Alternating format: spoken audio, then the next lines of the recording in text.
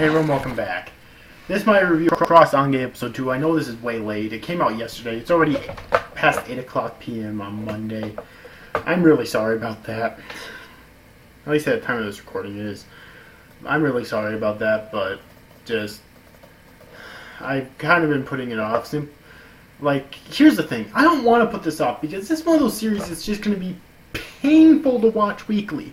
And I checked to see if there was like a long-running or completed manga series that was based on it first, and there's not. There is a manga, but it started this past August and only has one chapter out so far. And it's a really fucking short chapter. So it's like... There's no light novels either that might be translated that I can look up. No light novels at all. No game. So I cannot go anywhere to find out the story. I seriously have to wait week by fucking week for the next 6 months. Oh my god, this is going to be torturous. I think this is going to be the most torturous wait this season. At least so far. Honestly. But that being said, I also kind of put it off for a little while because it's painful to watch too. Not because it's bad. It's not bad. It's just, am I the only one who feels sorry for Ange and anyone who has to go through that? Granted, she seems to be the only one that we know has went through that basically being raped and tortured like that, who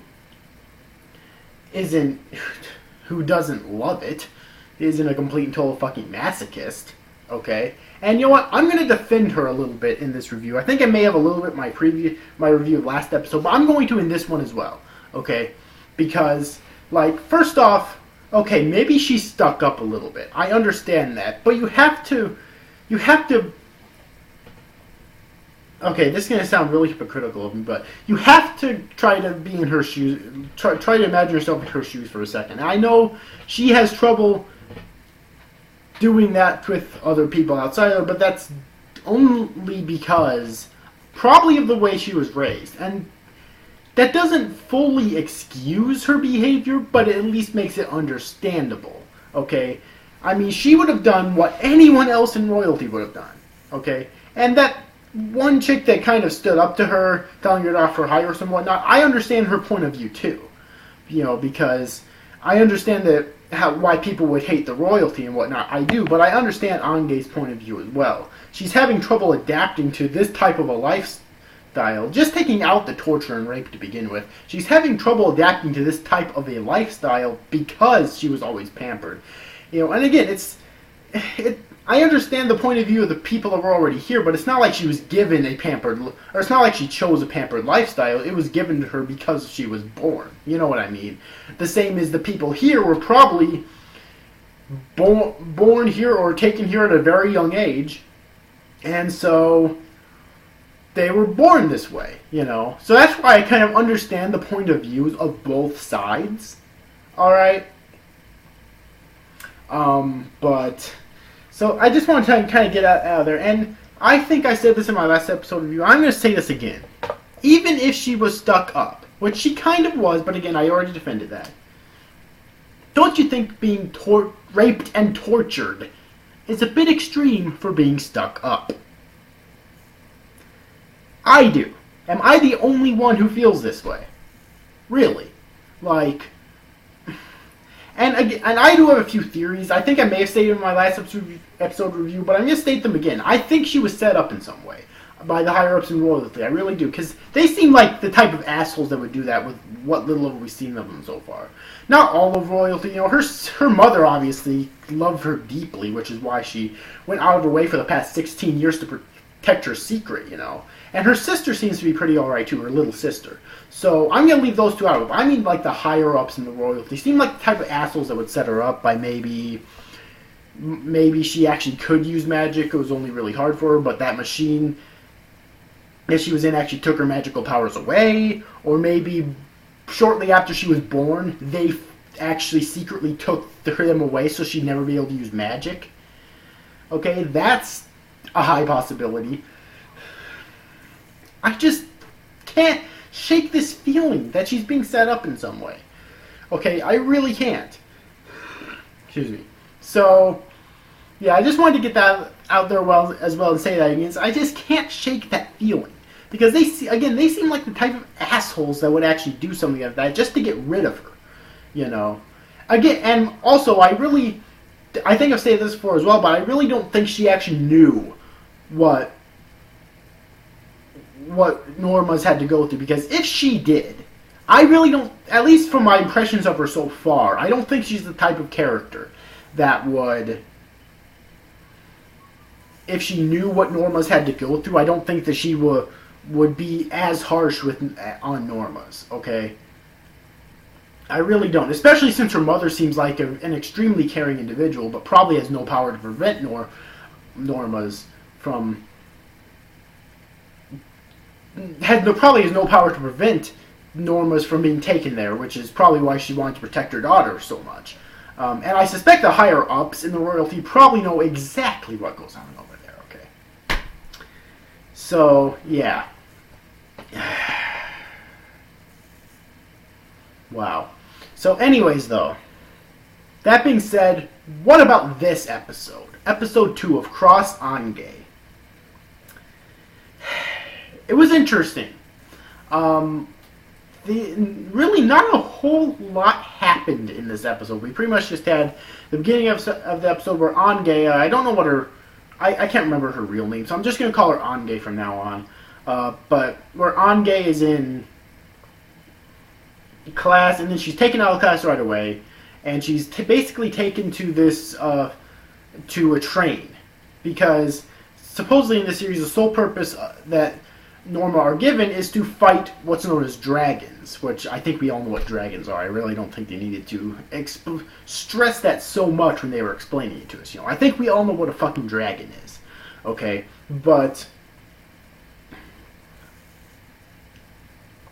so yeah, that's their sole purpose apparently, and she trains to fight dragons. And at the very end of the episode, she finally gets out there in the field, and she's still being a little bit rebellious towards them, and I think rightfully so. But unfortunately, that does end up costing the death of one of her comrades, who was basically infatuated with her. She was. So even though I said it is rightfully so, I think she did make a mistake there. See, I can like a character, but still think they make mistakes. I think she made a mistake there. I think she should have obeyed orders just until she got an opportunity to leave. Okay? Unfortunately, that caused a really bloody... Unfortunately, her rebellious attitude did cause a really a bloody death of one of her comrades, which, after that, I wouldn't be surprised if that dead comrade's a younger sister, or it was older sister or younger sister. Either way, sister starts resenting Angay for that, okay? So, yeah, but anyways, though, oh my god, the fan service in the series. I know why it's here. Well, for two reasons. It's obviously here to turn people on, but it's also here to just show how dark and how fucked up this place is. Okay, I think that's the biggest reason, or really the only reason, story-wise, just to show how fucked up this place is. And most of the women there seem to be not only sadists but also masochists in that sense. Seriously. Dear God. Anyways, though. So, if you have not yet seen this episode and you're interested, I recommend you check it out. It's really dark, okay? And, I mean, this might be good for her. She might be able to get some character development here, but seriously, I feel so sorry for fucking Angay. I suspect, though, that ending scene right there with her comrade being torn to bits in the bloody mess in the air is probably going to be one of the major triggers for her character development. Okay, because seriously, you saw her face when she not only looked at that death, but also looked at the fucking dragon. I want to comment on these dragons real quick. These dragons are fucking huge. I don't think I've ever seen a dragon this huge in an anime. Granted, if you're talking about movies, the dragon in The Hobbit 2 is probably much larger, but still, this is one of the largest dragons I've ever fucking seen in fiction. Seriously, and if every dragon is this size, or even around this size, holy shit. They must have a lot of... I really hope they have a lot of backup. Well, actually, no, I don't. But they should better have a lot of backup, because they probably have a lot of deaths, okay? Honestly. But either way, though, I enjoyed the episode. I did. This is going to be painful to watch weekly, like I said before. It's going to be one of those like Fate Zero or Code Geass, which with those two, I'm so fucking glad that I watched them, that I basically marathoned them, okay? This is going to be painful to watch weekly. And the thing is, I would put it on hold and watch it and marathon it when it's done, but then I have to wait 6 months to watch another fucking episode. Fuck that. Seriously. Waiting a week is is already painful enough. I'm not waiting 6 months, or even waiting like several weeks or a couple months if I just marathon several episodes at once. Fuck that, no. Waiting a week is painful enough. But anyways, like I said before, I recommend this episode if you're still watching this series. I know some people have dropped it already because they don't like the fan service, even though it is technically plot relevant. It is. Imagine that. Fan service is actually plot relevant because, like I said before in this review, it goes to show just how fucked up this place really is.